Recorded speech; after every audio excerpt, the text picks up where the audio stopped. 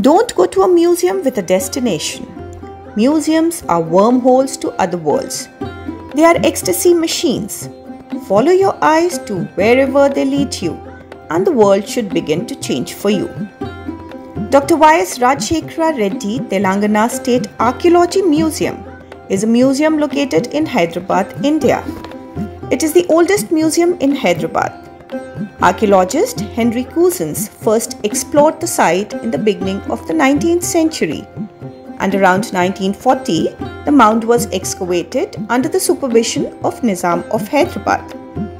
The excavated items were placed in a museum built on the ancient site. In 1952, the museum contents were moved to the current building under the administrative control of Archaeological Survey of India. In 1930, the 7th Nizam, Mir Osman Ali Khan, who wanted to preserve the Hyderabad's state's heritage, had named the museum as Hyderabad Museum. It was named as Andhra Pradesh State Archeology Museum in 1960. After the bifurcation of Andhra Pradesh and Telangana in 2014, the museum was renamed Telangana State Archeology Museum. Let me take you all towards a beautiful virtual tour of an oldest museum in our Hyderabad. The Egyptian Mummy Gallery proposes to educate the visitors about Egyptian funerary practices with special reference to mummification and pyramids. The Egyptian mummy preserved in AP State Museum, Hyderabad is believed to be that of a young girl aged between 16 and 18 years, daughter of the 5th pharaoh of Egypt. It is one of the 6 mummies preserved in the museums in India.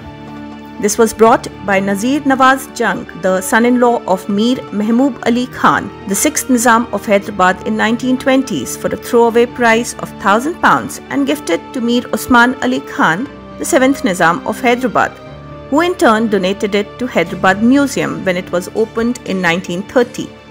The panels displayed below in gold color depict the guardian divinities: Thoth, god of magic, and wisdom goddesses, Isis and Nephthys, and the divine cow from the Valley of Kings in the Forbidden region. Bidri, an art which embodies one of the finest traditions of Indian metal casting, is an adjective derived from Bidar, the capital of Bahmani and Bidri kingdoms, 80 miles away in the northwest of Hyderabad, where the art flourished. The art blends the domestic tradition of metal casting with the tradition of inlaying base metal grounds with decorative elements in precious metals or brass. Though the exact origin of this art is yet to be traced, it was brought to perfection in the Islamic world, from where it travelled to South India and was patronized by the rulers of the Deccan. The style and decorative elements of the metalwork were greatly influenced by the local traditions, craftsmanship, techniques of both the Hindus and Muslims pursuing the craft and the taste of those patronizing and commissioning it. The 5 main phases in the production of this art are casting, polishing, engraving, inlaying, and blackening of the alloy.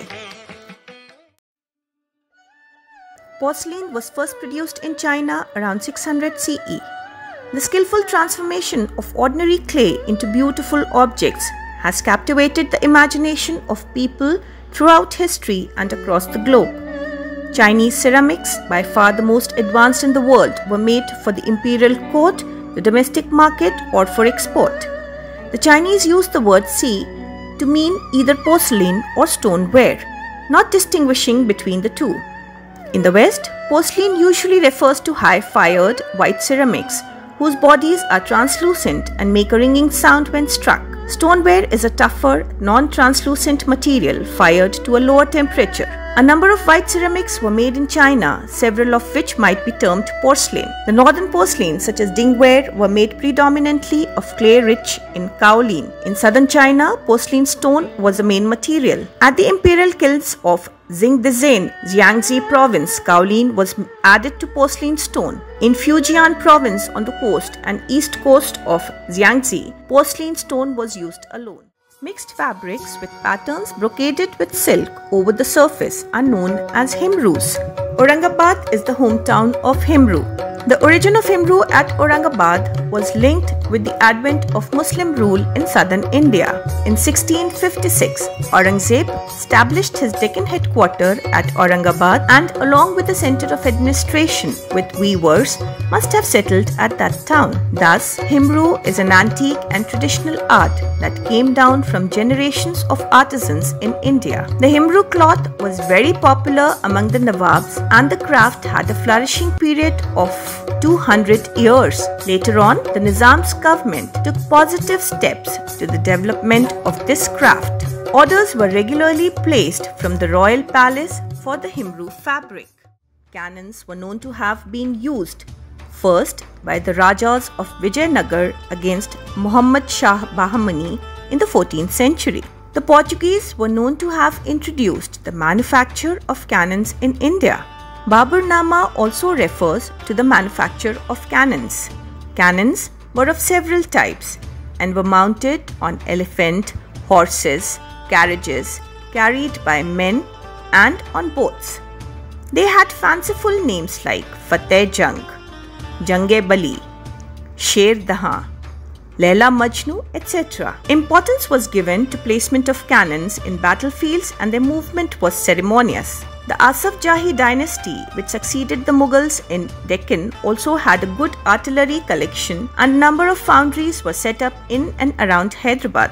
One such gun foundry was set up in Abids and is a protected monument of this department. The cannons displayed here are Indian, English, and French, dating from 16th to 19th century. The Arabic and Persian stone inscriptions displayed in Andhra Pradesh State Museum belong to the reign of Adil Shahi kings and cover the entire period of their rule.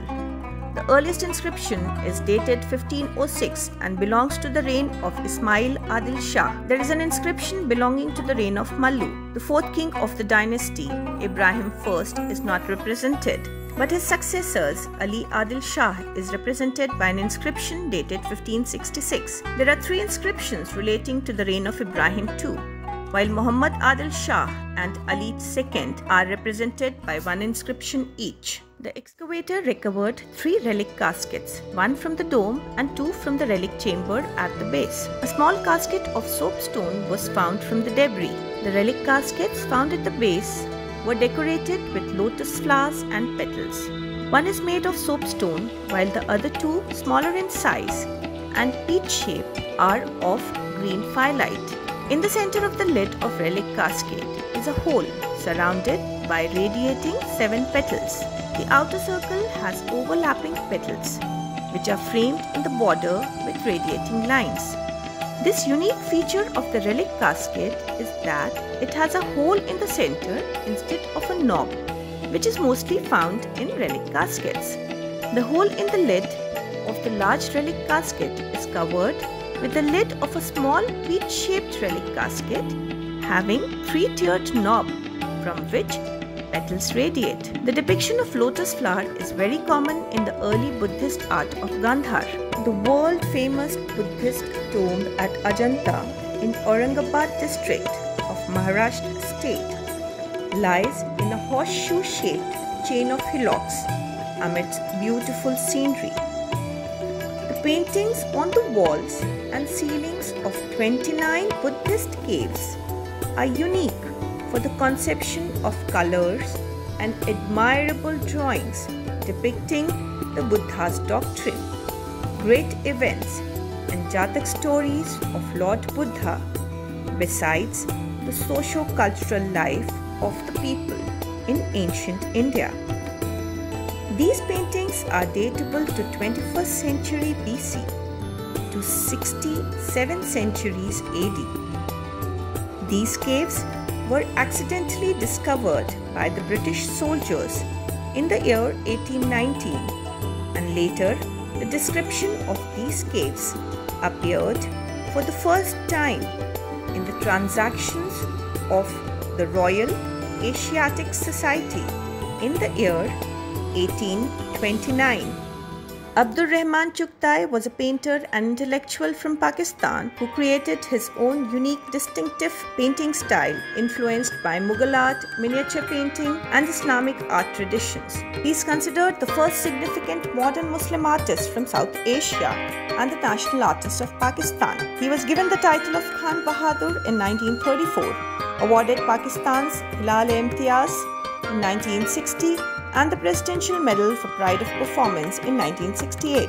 Chughtai was born in Lahore in 1897 in the area known as Mohalla Chabuk Sawaran, the second son of Karim Baksh in a family descended from generations of craftsmen, architects and decorators. After completing his education in Lahore, in 1911, Chughtai joined the Mayo School of Art. After leaving the school, he made a living for a while as a photographer and drawing teacher. He eventually became the head instructor of chromolithography at the Mayo School. It is not the places a human visits, but what he experiences is what it matters.